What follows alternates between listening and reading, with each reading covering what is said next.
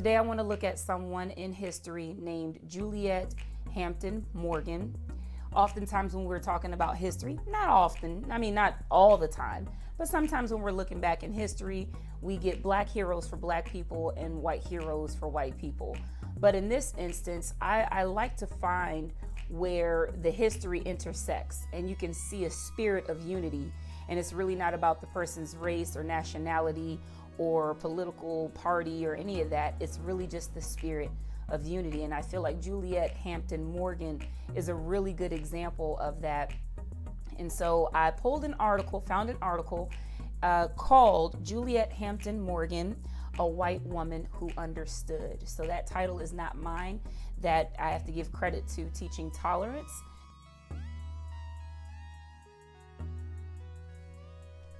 Juliette Hampton Morgan was born and raised in Montgomery, Alabama. This is where her story takes place.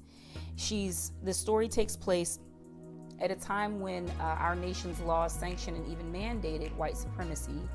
But Miss Morgan went against that grain and against even her peers. She was known as well as her family was known as aristocrats. They were very well educated. They were wealthy, very well connected.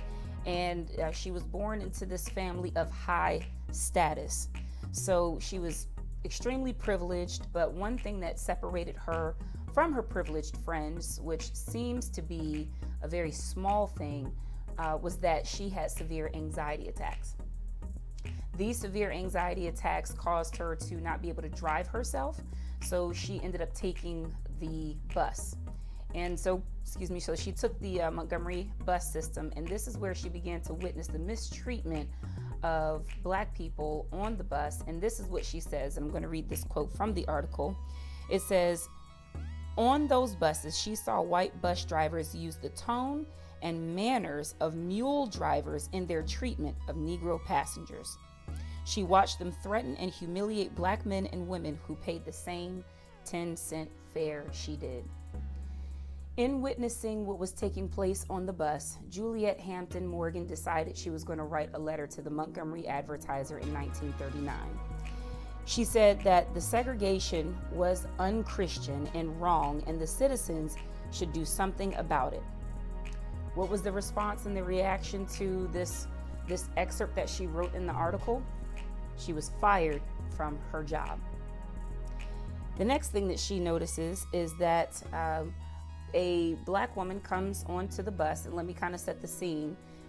Back at that time, the black people, they had to pay their fare at the front entrance of the door, but then they couldn't enter through the front entrance of the bus. They had to come back down and go back around to the back part of the bus and enter in there. So Miss Juliette Hampton Morgan is on the bus, and this black woman comes to pay her fare. She gets off the bus, so then that way she can re-enter in the back of the bus like it was supposed to be at that time. And the bus driver pulls off. Well, this infuriated Juliette, and she stands up and she pulls the emergency cord so that the bus completely stops, and she fusses at the bus driver, demanding that he let this woman back onto the bus. She paid her fare, and he was supposed to let her on. But everyone on the bus, black and white, it says that everyone was shocked and speechless, as I could imagine that they were, because she's standing up to her peers. And that's just not something that a Southern belle of her status and of her level of education would do in that setting. Her peers began to dislike her. Her peers began to disconnect themselves from her. At the time, she worked at the library, and they were seeking to make her lose her job. The mayor even defunded the library in hopes that they would cut her job back. So it wasn't like she was making all these statements and everyone was in support of her and everybody saw the cause and supported or agreed with her in any way. She was actually going against the grain. And we're talking about a person where everything was okay for them, where life was actually okay for them. She didn't have a need or a want or anything. She had everything she needed, everything she wanted. And again, the article goes over more details as to her credentials and her level of education. But we're talking about a woman who stepped outside of her comfort zone when everything was okay for her, stepped outside of what was convenient for her, and took on the burden of her neighbor because she saw the mistreatment of her neighbor. Well, unfortunately, Morgan was bombarded with obscene phone calls, with hate mail. It says that white people boycotted the library where she worked. They called her an extremist. A cross was burned in her front yard. Some of Morgan's friends said she was mentally ill and demanded that she be fired. Morgan's personal campaign against racism and injustice eventually caused her to become estranged from friends, former students, colleagues, neighbors, and even, get this guys, her own mother. So what ended up happening was July 15th, which is strange because that's today's date. July 15th, 1957, she resigned from her position at the library. And the very next day, her mother found her with a suicide note. And the note said this: "I'm not going to cause any more trouble to anybody." And she took a bottle of sleeping pills, and that's how she passed away. So how does Juliette Hampton Morgan's story tie in with being called to create change? So the first one is that what might seem insignificant to you could be putting you in position for your calling. And when I look at her story, when it said that she had severe anxiety, so she had to take the bus, that almost looked like a setup. Because this woman could not sit in that environment comfortably. She felt compelled to speak and to do something about it.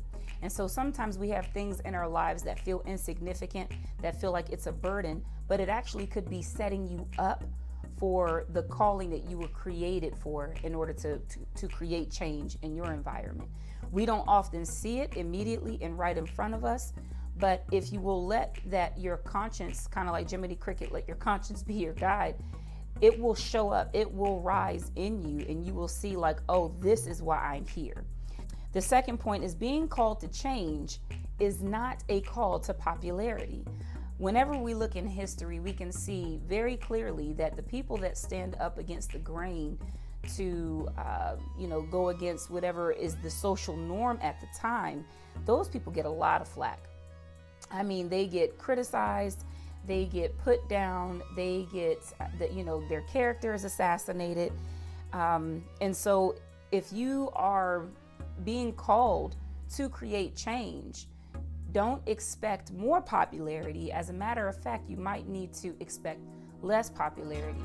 But this is one of the reasons I think that we don't speak up is it does take courage to put yourself in a light where your friends and your family and even bystanders might see you completely different. And it might hurt your feelings, it might hurt your heart, your mind, the way that you view yourself. It might make you question life. But you could be you could be standing right in the middle of your purpose, right in the middle of what God has called you to do. It just doesn't feel like it because it's not a popular role or a popular position, which takes me to my third point, is that being called to create change means being prepared for adversity. And a lot of us, like in Juliette's story, she was comfortable. She was comfortable. A lot of us like our comfort and our convenience so much that we're not willingly to go through adversity.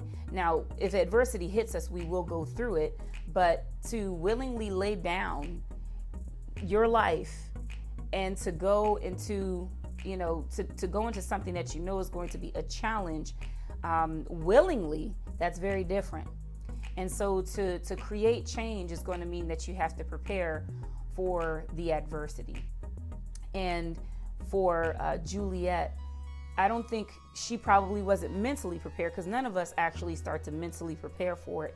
But I do think that, now that we have some stories, we can glean some wisdom and say, okay, if this is the move that I'm going to make, I need to have thicker skin, and I have to be prepared to be disliked, to be unfriended, to be disconnected, and to cry sometimes, to feel lonely.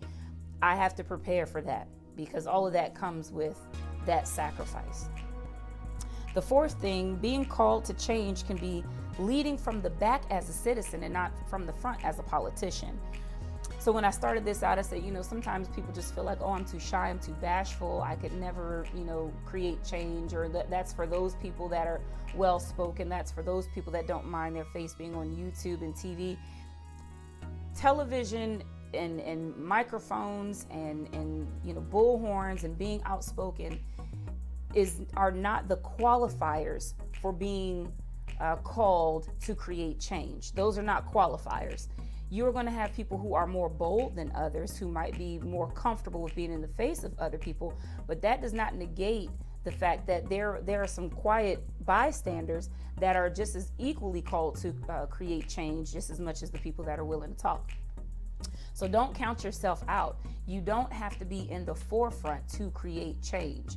You don't have to be like a person that you admire in order to create change. It's really about, are you doing what you feel compelled in your conscience to do? If that's what, like Juliette Hampton did, she didn't start a campaign.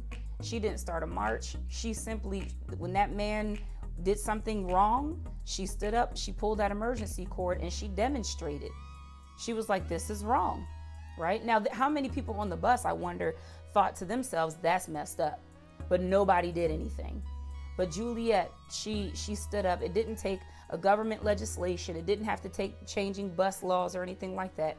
She just stood up and she just did the right thing. And that's really all it is. It's not about any other element or quality that you have or don't have. It's about standing up to do the right thing. A simple act of courage. Finally, fifth and last, is being called to change doesn't mean that you are the voice. You might be called to support and affirm the person who is standing up.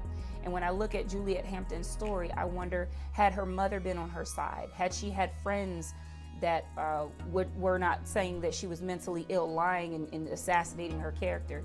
Had she had people on her side that were loving her and supporting her, how far might she have gone? How much more work could she have accomplished? Where might this have gone? Because she wasn't even around to be able to see the bus boycotts. Later on, she actually gets quoted by Martin Luther King because she was the first person to make the reference of the civil rights movement being equivalent to that of Gandhi. She was the first person to make that reference. I didn't know that. I always thought it was Martin Luther King that made that reference, and no, it was actually Juliette Hampton Morgan. But I wonder how much further the work would have gone had a few friends not been afraid and just as courageous just to support her and affirm her in what she was doing.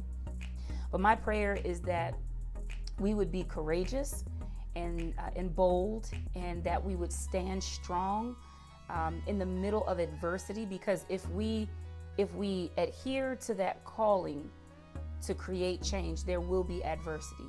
And so whatever that might be, whatever that might look like, my prayer is just that we would all take our stand wherever that place might be, and that we would stand firm.